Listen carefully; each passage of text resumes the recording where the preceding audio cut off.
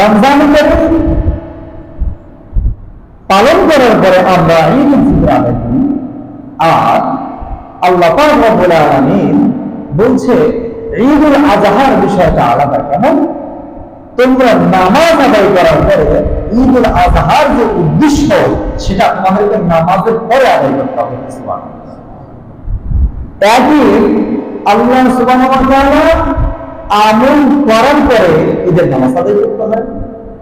আর আরেকটি খুশির ঈদ আল্লাহ সুবহানাহু ওয়া তাআলা বলছে তোমরা ঈদের জামাতে অংশগ্রহণ করার পরে আমার ওই নৈকট্যকৃত আমলটা তোমরা করবে। আল্লাহ সুবহানাহু ওয়া তাআলা কত মেহেরবান, তার পরিকল্পনা কত সুন্দর।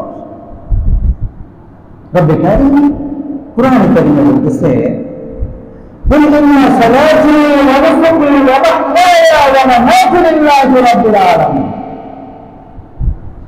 يا رسول الله حبيب الله صلى الله عليه وسلم আপনাকে আমি বলে দেই قل إن صلاتي আপনার নামাজ ونسكي ومحياي ومماتي لله رب العالمين يا رسول الله حبيب الله صلى الله عليه وسلم জেনে রাখেন আপনার জন্য আপনার নামাজটা, আপনার কুরবানিটা, আপনার বেঁচে থাকা, আপনার মরে যাওয়া সব কিছু আল্লাহর জন্য হওয়া চাই। কার জন্য হওয়া চাই ভাই? আপনার নামাজ, আপনার কুরবানি, আপনার বেঁচে থাকা, আপনার মরে যাওয়া সব কিছু লিল্লাহি। কার জন্য? আল্লাহ সুবহানাহু ওয়া তাআলা। আপনি কি আপনার বেঁচে থাকাটা আল্লাহর জন্য করছেন? আপনার বেঁচে থাকাটা আপনার বিবি বাচ্চার জন্য আপনি বরং সামনে সেটা বুঝিয়ে দিচ্ছেন। আপনার বেঁচে থাকাটা আপনি আল্লাহর জন্য না করে আপনার পরিবারের জন্য বানিয়ে রেখেছেন। কথা বলেন ঠিক কিনা? এই বেঁচে থাকা আপনার জন্য কামিয়াব। সব কিছু হতে হবে লিল্লাহি, আল্লাহর জন্য। আল্লাহ পাক রব্বুল আলামিনের জন্য ইয়া রাসূলুল্লাহ শুধু আপনাকে আমি বলি না, আপনাকে আমি শুধু বলি না, আপনাকে আদেশ করা মানে কিয়ামত পর্যন্ত যত আমার বান্দা বান্দি দুনিয়ায় যাবে আসবে, আমি আল্লাহ পাক রব্বুল আলামিন দুনিয়ায় যত বান্দা বান্দিকে রাখবো সমস্ত বান্দা বান্দির জন্য আমার এই আদেশটা অনুসরণ করা তাদের জন্য ফরজ। প্রতিটা মুসলমানের নামাজটা হবে আল্লাহর জন্য, কুরবানিটা হবে আল্লাহর জন্য, বেঁচে থাকাটা হবে আল্লাহর জন্য, মরে যাওয়াটা হবে আল্লাহর জন্য। এজন্য আমাদের মুসলমানের জন্য কঠিন একটা মুহূর্ত চলে আসে, আমরা লাঞ্ছিত হয়ে যাই, অপমানিত হয়ে যাই, কাফের মুশরিকরা আমাদের উপরে অত্যাচার করে। কথা বলেন ঠিক কিনা? কেন আমাদের মরণ জীবন বেঁচে থাকা আল্লাহর জন্য করে নেয়। আল্লাহ তাদের জন্য আপনার যদি জীবনটা কোরবান হয়ে যায়, আপনি তো কখনো ইসলাম আপনি বেরিয়ে যান নাই, এই ইসলাম আমার জানটা হয়ে যাবে, কোরবান করে দেব, কিন্তু আল্লাহর দিন আঁকড়ে ধরবো। এই ঈমানের তাকাত আপনার। মেম্বার চেয়ারম্যানের মিছিলের সামনে আপনার সন্তানকে পাঠিয়ে দেন। যদি কোন রাসূলের নামে বিদ্বেষ করেছে, গালিগালাজ দিয়েছে, মিছিল বের করেছে, এই মিছিলে আপনার সন্তানকে আপনি নিষেধ করেন, যাওয়ার দরকার নাই, ঝামেলা হতে পারে। কথা বলেন ঠিক কিনা? আপনি পরিকল্পনা করতেছেন এলাকার মেম্বার, এলাকার চেয়ারম্যান আমার সন্তানটাকে যদি না পাঠাই মিছিলে, পরে বলবে আব্দুল্লাহ তোর সন্তানকে পাঠিস নাই, মেম্বার হওয়ার পরে দেখে নিল। কথা বলেন এই নয় নিজের আদরের সন্তানটাকে মিছিলে পাঠান। কিন্তু ইসলাম কায়েমের জন্য আপনার সন্তানকে নিষেধ করেন, মিছিলে যাওয়ার দরকার নাই। ওই মিছিলে গেলে তো ক্ষতি হতে পারে। তাহলে বোঝা গেল আপনার সন্তানটাও আপনি আল্লাহর জন্য কোরবান করতে পারবেন। কথা বলেন ঠিক না? এই জীবন আল্লাহ সুবহানাহু ওয়া তাআলা কামিয়াব করতে পারবেন। যেটা বলতেছিলাম আসন্ন কুরবানি, কুরবানিদের মূল আবির্ভাব হলো নামাজ।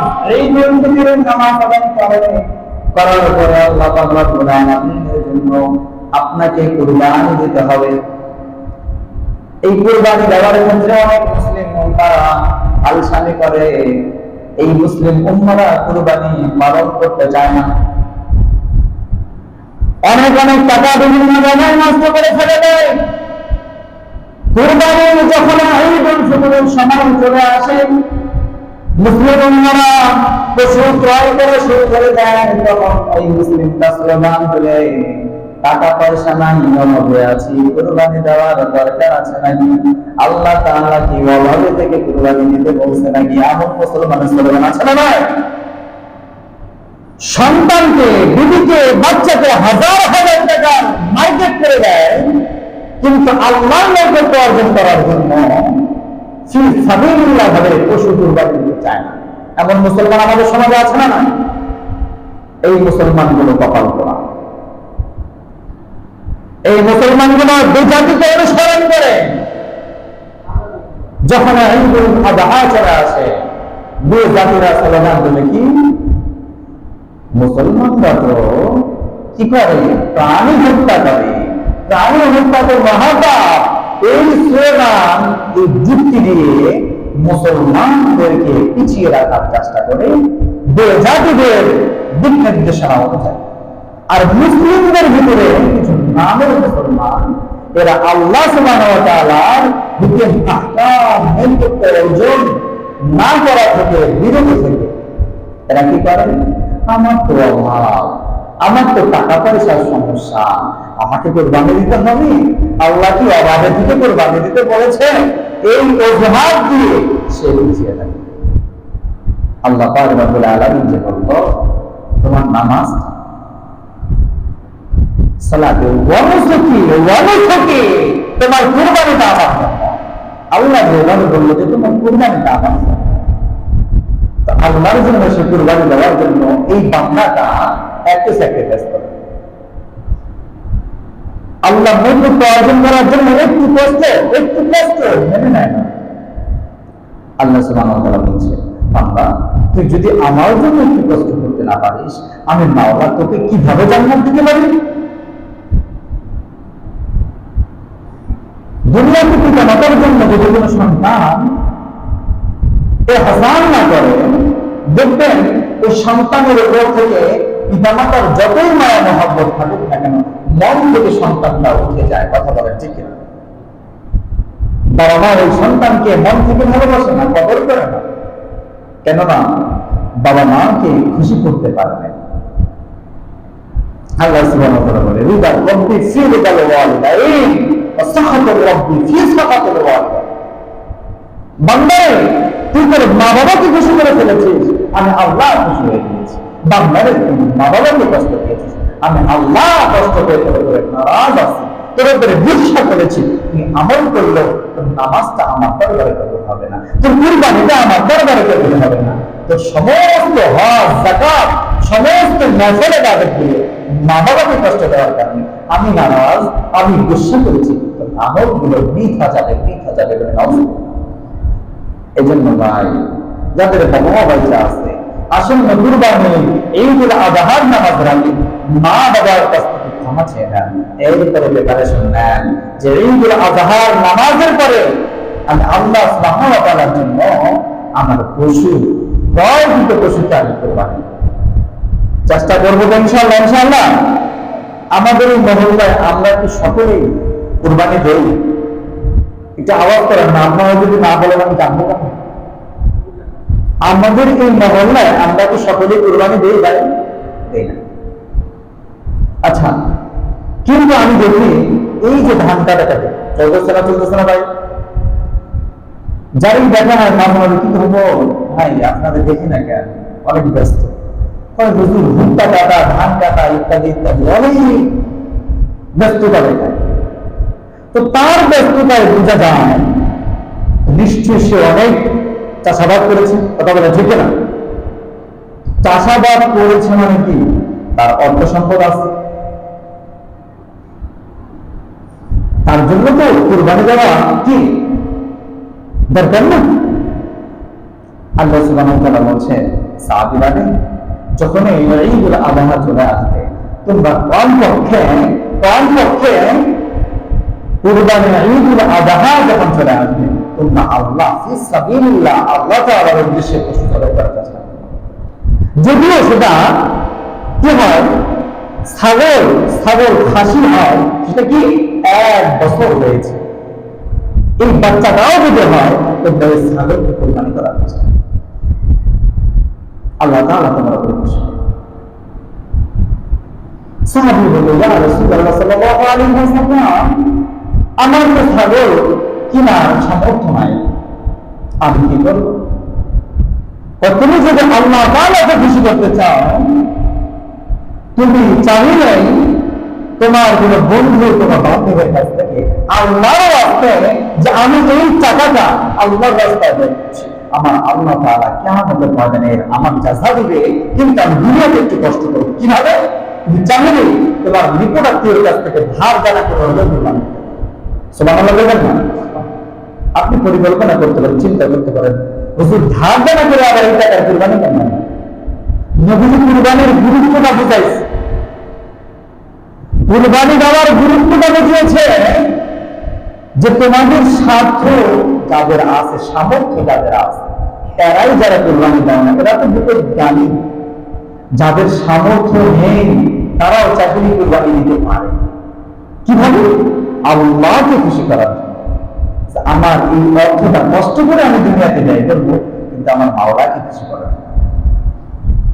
আচ্ছা ভাই, আমরা একটু পাক্কা নিয়োগ করতে পারি না ইনশাআল্লাহ?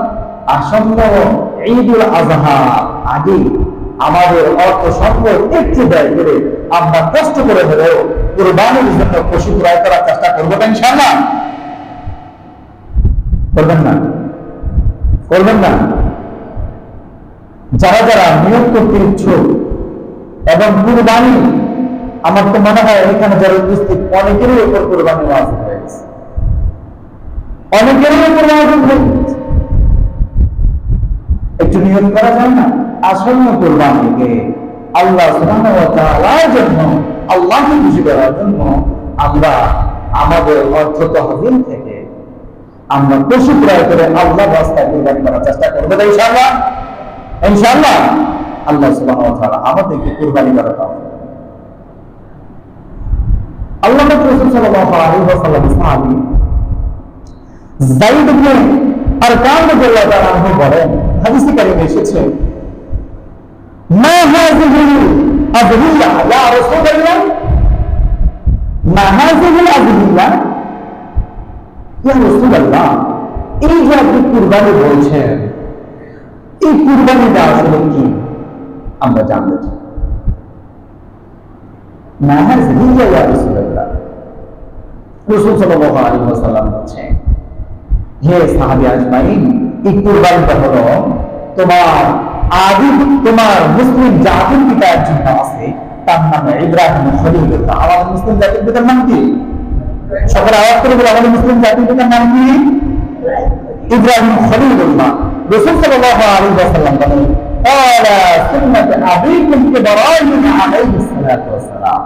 হে সাহাবী আজমাইন, তোমরা জেনে রাখো, এই আসন্ন যে কুরবানি, এই কুরবানিটা আল্লাহ সুবহানাহু ওয়া তাআলা তোমার আদি পিতা, তোমার মুসলিম জাতির পিতা ইব্রাহিম খলিলুল্লাহ, এটা সুন্নাহ। এটা কি? সুন্নাহ। ক্বালা ইব্রাহিম আলাইহিস সালাতু ওয়াস সালাম সুন্নাত আবিকুম ইব্রাহিম, তোমার মুসলিম জাতির পিতা যিনি আছেন, এই ইব্রাহিম আলাইহিস সালাম এটা সুন্নাহ। তুমি সন্তান হিসেবে তোমার বাবার সুন্নাত তোমার জন্য মানা ওয়াজিব। বাবার সুন্নাত মানা কি সন্তানের জন্য ওয়াজিব। তখন সাহাবী আজমাইন বললেন, ইয়া রাসূলুল্লাহ সাল্লাল্লাহু আলাইহি ওয়াসাল্লাম, قالوا فما لنا فيها يا رسول الله، قالوا فما لنا فيها يا رسول الله। বুঝলাম এটা আমাদের পিতা কুরবানি, সুন্নাহ, আমাদের জন্য এটা ওয়াজিব। তবে ইয়া রাসূলুল্লাহ, قالوا فما لنا فيها يا رسول الله, আচ্ছা এই কুরবানিতে আমাদের লাভ, কুরবানিতে বুঝতেছেন বিষয়টা? সাহাবীরা যখন ইয়া রাসূলুল্লাহ বলছে যে এই কুরবানিটা হলো তোমার পিতার সুন্নাহ আর তোমার জন্য ওয়াজিব, আসহাবে একজন বলেন, ইয়া রাসূলুল্লাহ, ঠিক আছে বুঝলাম, পিতার জন্য সুন্নাহ আমাদের জন্য ওয়াজিব, তবে এই কুরবানিটা আমাদের লাভ কি? আমরা যদি এটা পালন করি তাহলে আমাদের লাভ, আর যদি আমরা এটা থেকে বঞ্চিত হই, এটা যদি আদায় না করি আমাদের।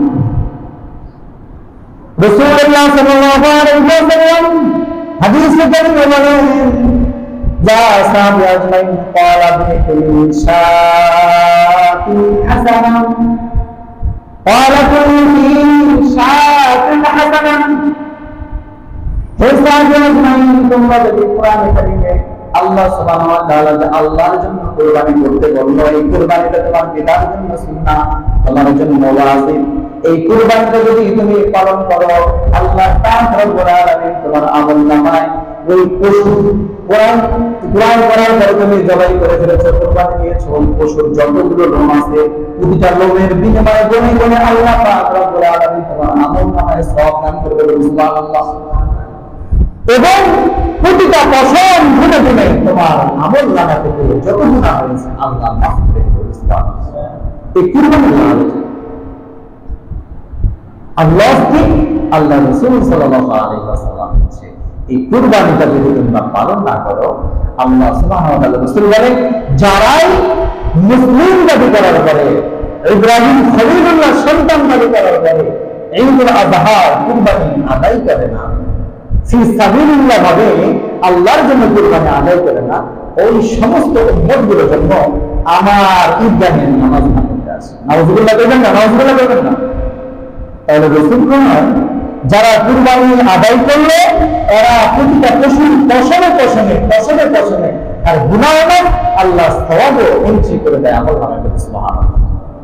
আর যারা আমল করবে না, আদায় করবে না, তাকে আল্লাহ পাক রব্বুল আলামিন কুরবানিদের ঈদগাহে গিয়ে নামাজ পড়তে নিষেধ করেছে আল্লাহ রাসূল। এখন দেখেন, আল্লাহ রাসূল যেটা নিষেধ করে তার মানে কি, উম্মতের কাতার থেকে তাকে বঞ্চিত করে। কিয়ামতের ময়দানে মুসিবতের দিন আল্লাহ পাক রব্বুল আলামিনের রাসূল ওই সমস্ত ব্যক্তিকে চিনবে না, আল্লাহ রাসূলের ছাপাত পাইবেন না। এজন্য আসি উপস্থিতি মুহতারাম মুসলমানরা, আসন্ন কুরবানির আগে আমাদের অর্থ সম্পদটা আমরা আগামী দিন আমরা কোন জমিটা বন্ধক নিব, খাই খালাসি নিব, চুক্তিবদ্ধ ভাবে আমরা নিব, ওজন্য টাকা জমাই। কথা বলেন ঠিক কিনা? আমাকে 1 বিঘা জমি আছে, আগামী বছরে আমাদের লোন নিতে হবে, এজন্য আপনি টাকা জমাচ্ছেন, লোন নিতেছেন। কিন্তু আসন্ন ঈদুল আযহার জন্য যে কুরবানির জন্য পশু ক্রয় করতে হবে, এই পশু ক্রয় করার জন্য আপনি কি করতেছেন না, অর্থ জমাচ্ছেন। ওই প্রিপারেশনটা আপনি নেন নাই, তাহলে আপনি ব্যর্থ। আমরা আসন্ন কুরবানিতে নিশ্চয়ই আমাদের তাহবিল থেকে অর্থ ব্যয় করে আমরা কুরবানি দেওয়ার চেষ্টা করব ইনশাআল্লাহ। ইনশাআল্লাহ আল্লাহ সুবহানাহু ওয়া তাআলা আমাদের কুরবানি আদায় করতে হবে। আল্লাহুম্মা আমিন।